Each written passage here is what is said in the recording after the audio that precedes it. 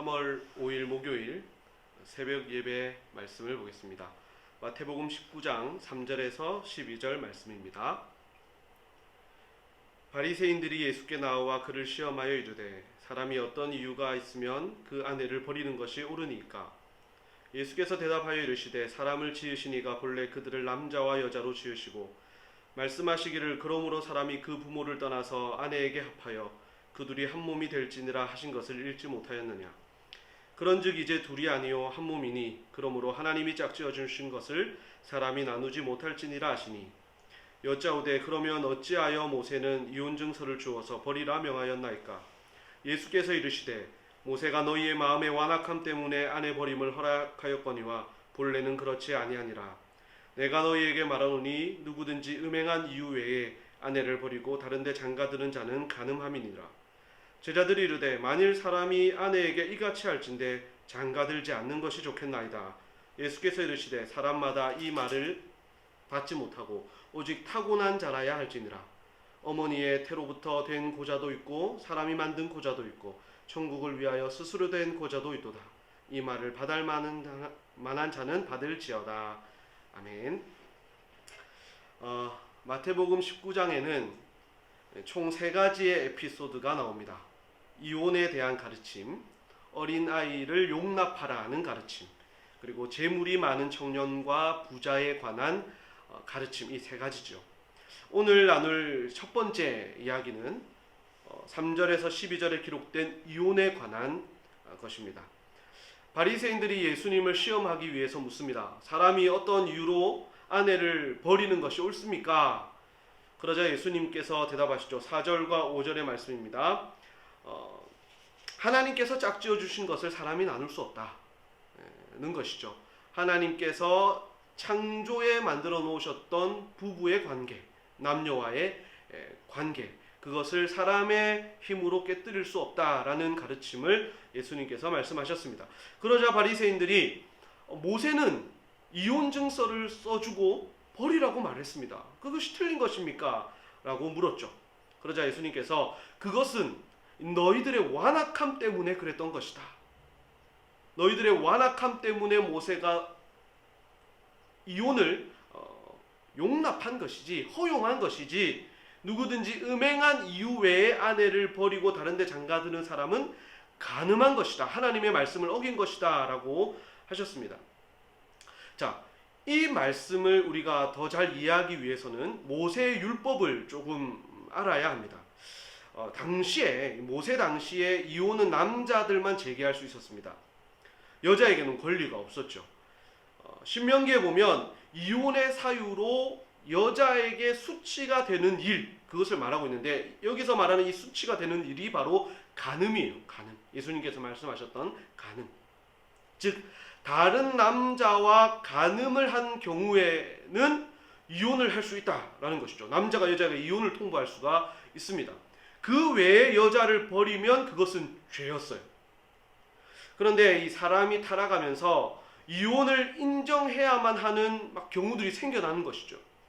남자들은 이것을 이용해서 어떻게든 이혼의 사유를 만들어서 여자를 버리려고 했습니다.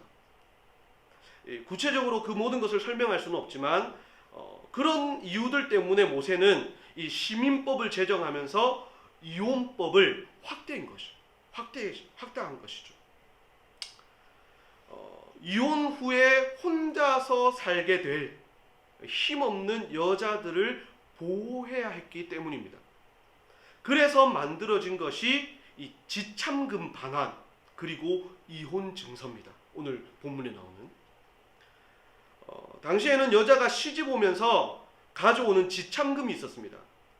혼수 같은 것이죠. 오늘날로 따지면 남자는 율법이 정한 이유가 아닌 것으로 이혼을 하게 될 경우 이 지참금을 돌려주어야만 했습니다. 일종의 보증금인 택이죠. 이혼을 하게 되면 그 보증금을 위자료 형식으로 이 아내에게 다 줘야 되는 것입니다. 그리고 이혼 증서, 이 이혼 증서는 이제 이 여자는 자유로운 존재다, 다른 남자에게 시집 갈 수 있다라는 것을 증명해 주는 증서였어요. 이것을 통해 남자들은 여자들을 아무렇게나 자기들이 원하는 이유로 버릴 수가 없었던 것입니다. 혼자 살게 되는 여자들도 보호를 받을 수 있었던 것이죠. 이것이 본문에서 말하고 있는 모세의 이혼 증서, 바로 그것입니다. 그런데 이것이 세월이 흐르면서 이제 예수님 때에 와서는 더 변질이 되어버렸어요. 율법이 완전 변질이 되어버렸습니다. 남자들은 이 율법을 자신의 욕심을 채우는 도구로 사용했습니다. 그래서 간음에 더하여서 이혼 증서에 쓸 수 있는 사유들을 많이 확대시켰어요. 더 확대시켰습니다. 예를 들어 이런 것들이 있어요. 살림을 못한다. 남편이 보기에 너무 살림을 못한다. 그리고 아이들을 잘 못 키운다.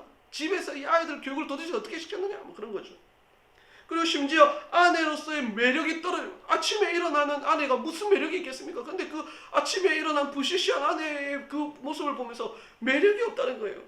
그래서는 그런 이유를 가지고 이 아내들을 버렸습니다. 이혼이 가능하게 만들었다는 것이죠. 이것은 당시의 사회적인 큰 문제였고, 이 여성들이 이러한 법을 싫어하는 것은 당연했습니다. 그래서 바리새인들이 예수님께 물었던 것이죠. 아내를 버리는 것이 옳습니까? 만약 여기서 예수님께서 옳다라고 하시면 예수님은 그것을 반대하는 사람들, 즉 여자들을 실망시키는 결과를 초래하게 될 것입니다. 만약에 옳지 않다라고 한다면 모세의 율법에 반대하는 것이 되는 것이죠. 그런 결과를 초래할 수 있기 때문에 예수님을 공경에 빠뜨릴 수 있다라고 이 바리새인들은 생각했던 것입니다. 그런 그들의 계략을 아신 예수님은 모세가 그렇게 할 수밖에 없었던 상황을 말씀해 주시고, 남자들의 완악함, 즉 자신의 욕심을 채우기 위해서 아내를 버리려고 했던 그런 악한 마음들 때문이다라고 말씀을 하셨습니다. 모세는 사람들의 완악함 때문에 어쩔 수 없이 이혼과 또 재혼을 허용했지만, 예수님은 이제 그것이 간음이다라고 단정지어 말씀을 하십니다. 하나님이 정말 원하시는 부부의 관계가 무엇인지를 명확하게 말씀해 주셨죠. 하나님께서 창조하실 때의 그 모습, 즉 남편과 아내가 아내가 서로의 돕는 배필이 되어서 서로의 필요를 채워줄 수 있는, 그러니까 상대방을 통해서 나의 필요를 채우려는 것이 아니라 나를 통해 상대방의 필요를 채워줄 수 있는 그런 창조의 질서, 돕는 배필의 관계, 그런 것들이 회복되어야 한다라는 것을 말씀해 주셨습니다. 예수님의 이 가르침이 제자들에게도 상당한 충격으로 다가왔던 것 같습니다. 그 가르침을 들었던 제자들이 이렇게 말합니다. 예수님, 정말 이 부부와의 관계가 그런 것이라면 그냥 결혼을 안 하는 것이 낫겠습니다. 혼자 독신으로 사는 것이 더 하나님의 말씀을 순종할 수 있는 더 좋은 방법이겠습니다 라고 말하는 것이에요. 그러니까 예수님께서 또 말씀하시죠. 아니다. 독신도 태어나면서부터 어쩔 수 없는 상황에 놓인 자만 할 수 있다고 말씀을 하셨습니다. 즉 하나님께서 사람에게 허락하신 것은, 이 결혼과 이혼에 관해서 사람에게 허락하신 것은 이혼 없는 결혼, 그리고 태어나면서부터 결정된 독신, 이 두 가지만 가능하다라고 하신 것이에요. 그러니까 결혼하면 이혼하지 마라. 서로 돕는 배필이 되어 서로를 존중하면서 서로의 필요를 채우면서 살아야 한다라고 가르쳐 주신 것입니다.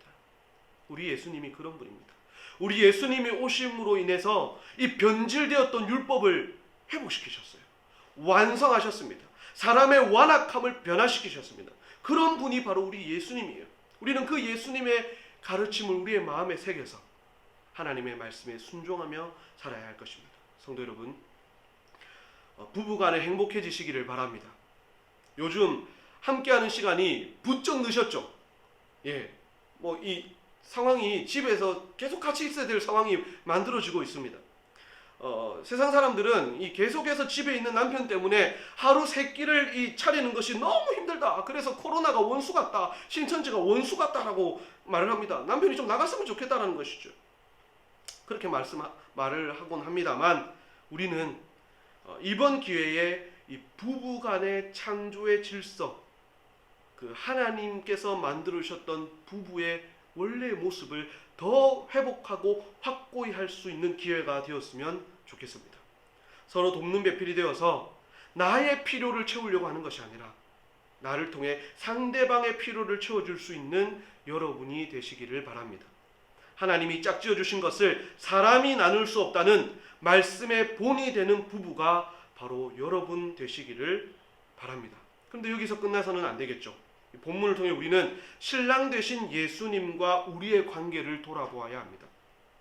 성경은 예수님이 우리의 신랑이요 우리는 예수님의 신부다라고 말씀을 하셨습니다. 이 관계를 세상의 그 무엇도 끊을 수가 없습니다. 세상의 어떤 것도 신랑 되신 예수님과 신부 되신 신부 되신 우리의 관계를 끊을 수가 없는 거예요. 그런데 세상에는요, 예수님과 우리를 이혼시키려는 수많은 것들이 존재합니다. 지금도 우리는 우리가 원치 않는 상황으로 인해서 지금 교회를 올 수가 없는 상황이잖아요, 여러분. 많은 모임이 취소되고 축소되고 있습니다. 이런 것들 때문에 예수님과 우리의 관계가 멀어지게 되는 경우도 발생할 수 있다는 것이죠. 또 수많은 이단들, 또 우리를 유혹하는 세상의 쾌락들이 너무나도 많습니다. 하지만 이런 것들이 예수님과 우리의 관계를 멀어지게 할 수 없습니다. 예수님은 결코 우리의 손을 놓지 않으십니다. 결코 우리를 배신하지 않으십니다. 결코 짐서를 써서 우리를 버리실 분이 아닙니다. 우리만 잘하면 됩니다. 우리만 예수님을 배신하지 않으면 됩니다. 예수님 곁에 항상 붙어 있으시기를 바랍니다. 교회에는 못 나오더라도 예수님과 더 친밀해지고 더 가까워지는 기회로 삼으시기를 바랍니다. 영상을 통해서 또 카톡으로 올라오는 많은 그런 여러분의 경건생활을 도와주는 자료들을 통해서 열심히 그것을 통해서 예수님을 만나시고 예수님과 더 관계가 돈독해질 수 있는 그런 여러분이 되시길 바랍니다. 말씀을 맺겠습니다. 사랑하는 성도 여러분, 여러분의 가정이 더 하나 되길 바랍니다.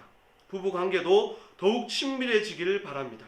더 나아가서 예수님과 여러분의 관계가 세상의 그 무엇도 나눌 수 없는 가장 친밀하고 끈끈한 관계가 되기를 예수님의 이름으로 간절히 소망합니다.